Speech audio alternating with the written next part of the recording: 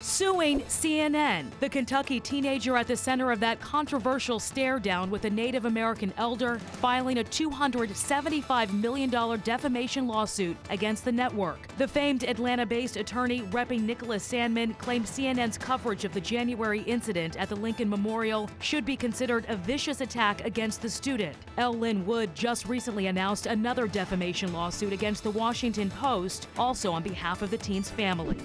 Sentenced for raping a college student, former Lyft driver Jerome Booz will spend more than 3 decades behind bars. A Cobb County jury finding him guilty of sexually assaulting the woman in the backseat of his car outside her apartment complex in 2016. Prosecutors say he first denied any sexual contact, but then claimed it was consensual. A teacher resigns amid serious allegations. Gwinnett County police are now investigating, confirming the teacher is accused of having an inappropriate relationship with a 12th grade student. The principal at Archer School in Lawrenceville says they learned about the allegations on Monday and contacted police. And that is your Rush Block. It's 6:05.